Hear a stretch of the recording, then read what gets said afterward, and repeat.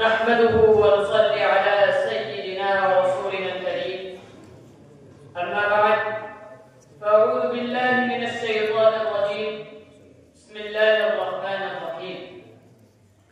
إنما المؤمنون إخوة.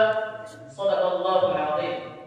مکرم حاضرین محفل، انسانوں کے مل جل کر رہنے سے معاشرہ وجود میں آتا ہے، اور جب بہت سارے انسان مل جل کر رہتے ہیں تو ان کے درمیان مختلف تعلقات قائم ہو جاتے ہیں.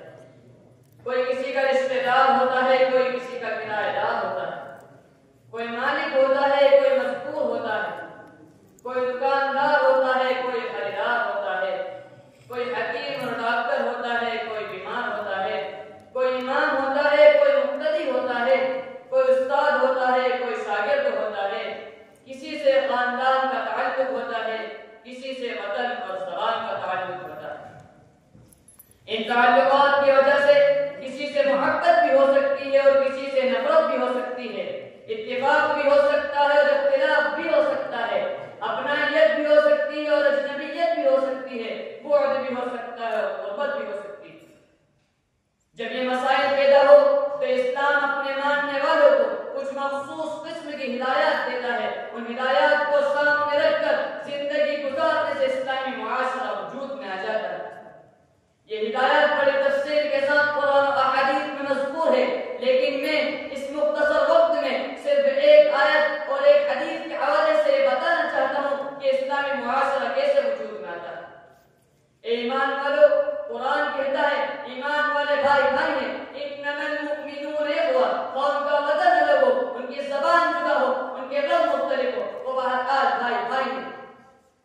ان میں سے ایک امیر ہے، دوسرا غریب ہے، ایک مالک ہے، دوسرا مزدور ہے، ایک دکاندار ہے، دوسرا خریدار ہے، ایک امام ہے، دوسرا مقتدی ہے، ایک چھوٹا ہے، دوسرا بڑا ہے، ایک پاکستان میں رہتا ہے، دوسرا ہندوستان میں رہتا ہے، ایک عربی ہے، دوسرا چینی ہے. ان سارے اختلافات کے باوجود وہ بھائی بھائی کیوں ہیں؟ وہ کون سا رشتہ ہے جس نے انہیں آپس میں بھائی بھائی بنا دیا؟ قرآن کہتا ہے ان کے درمیان ایمان کا رشتہ ہے. یہ رشتہ سارے رشتوں سے بڑھ کر ہے. رنگ، نسل اور زبان کے رشتے ٹوٹ سکتے ہیں مگر یہ رشتہ نہیں ٹوٹ سکتا. یہ وہ رشتہ ہے جو کالے کو گورے کا بھائی بناتا ہے. یہ وہ رشتہ ہے جو امیر کو غریب کا بھائی بناتا ہے. یہ وہ رشتہ ہے جو افریقی کو امریکی کا بھائی بناتا ہے. ان دونوں کا اللہ ایک ہے، رسول ایک ہے، کتاب ایک ہے، قبیلہ ایک ہے، منزل ایک ہے، طرز زندگی ایک ہے، مقصد زندگی ایک ہے، نظریہ ایک ہے، محبت اور نفرت کا پیمانہ ایک ہے. لہٰذا یہ بھائی بھائی. جب ایمان والے ایک دوسرے کو بھائی بھائی سمجھنا شروع کر دیں تو اسلامی معاشرہ وجود میں آ جائے. حاضرین محفل، آئیے اس حدیث کی طرف جس کی مدد سے میں اپنے موضوع کی وضاحت کرنا چاہتا ہوں. صحیح بخاری اور صحیح مسلم میں حضرت نعمان بن بشیر رضی اللہ عنہ سے روایت ہے کہ رسول اللہ صلی اللہ علیہ وسلم نے فرمایا آپس میں محبت اور رحم دلی کے معاملے میں مسلمانوں کی مثال ایسی ہے جیسے ایک جسم. جب جسم کے کسی عضو کو تکلیف ہوتی ہے تو سارا جسم مل کر جاتا ہے اور سارا جسم بخار میں مبتلا ہو جاتا ہے. جب مسلمان جسد واحد کی طرح بن جائیں گے تو اسلامی معاشرہ وجود میں آ جائے گا. آپ جانتے ہیں کہ صرف سر میں درد ہو تو پورا جسم بے چین ہو جاتا ہے، اگر پاؤں پر سر لگ جائے تو پورا جسم تڑپ اٹھتا ہے. اسی طرح اسلامی معاشرے میں ایک مسلمان کی تکلیف سارے مسلمانوں کی تکلیف بن جاتی ہے. جب ایک مسلمان دوسرے کو برہنہ یا بے گھر دیکھتا ہے تو اسے محسوس ہوتا ہے جیسے وہ خود برہنہ اور بے گھر ہو گیا. ایک مسلمان بھوکا ہوتا ہے تو اس کی بھوک کی وجہ سے دوسرے کو نیند نہیں آتی. ایک مسلمان پر ظلم ہوتا ہے تو دوسرا اس کی کثرت اپنے دل میں محسوس کرتا ہے. اسلامی معاشرے میں ہر مسلمان دوسرے کا خیر خواہ اور ہمدرد ہوتا ہے. اس کا ہر فرد ایک عمارت نہیں ہوتا بلکہ ایک عظیم عمارت کی اینٹ ہوتا ہے.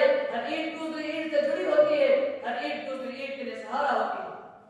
اس آیت اور اس حدیث کی روشنی میں اپنی سوسائٹی کا جائزہ لیجیے. جہاں ذات اور قبیلے کی باتیں ہو رہی ہیں، جہاں صوبے اور زبان کے اختلافات چل رہے ہیں، جہاں فرقوں اور جماعتوں کے ٹکراؤ ہو رہے ہیں، جہاں کسی کو کسی کے درد کا احساس نہیں، کیا اس معاشرے کو اسلامی معاشرہ کہہ سکتے ہیں؟ کیا خوب کہا ہے جناب الطاف سے حالی. فرقہ بندی ہے کہیں اور کہیں ذاتیں ہیں، فرقہ بندی ہے کہیں اور کہیں ذاتیں ہیں. کہ زمانے میں پنپنے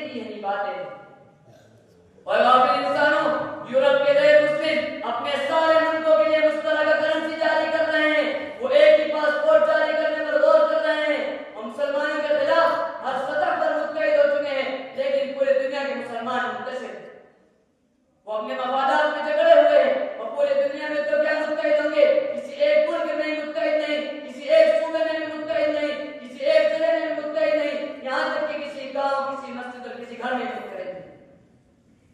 ہمیں اپنے انفرادی مفادات سے تو غم ہے، لیکن اجتماعی مفادات کی کوئی فکر نہیں۔ اگر فلسطین کے لاکھوں مسلمان رات کو بھوکے سوتے ہیں تو دنیا کے باقی مسلمان ان کی بھوک کا درد محسوس نہیں کرتے۔ اگر اچین کے بعد مسلمانوں کو گھر سے بے گھر کر دیا گیا ہے تو دوسرے مسلمان اس پر بھی پریشان ہیں۔ اگر کشمیر کے مسلمانوں پر زمین تنگ کر دی گئی ہے تو عرب و عجم کے مسلمانوں کو کوئی فکر لائے نہیں۔ میرے دوستو، جس دن صحیح اسلامی معاشرہ وجود میں آ گیا اور ہر مسلمان نے دوسرے مسلمان کے درد کو محسوس کر لیا، وہ دن مسلمان کی عزت و رفعت کا دن ہوگا، وہ دن کفر کی رسوائی اور ذلت کا دن ہوگا۔ اس دن اسلام کا بول بالا ہوگا، باطل کا مکالا ہوگا اور اعلان ہوگا جاء الحق وزهق الباطل ان الباطل كان زهوقا، اور ہم کہتے ہیں باطل کو للکاریں۔ ظالم چاہتا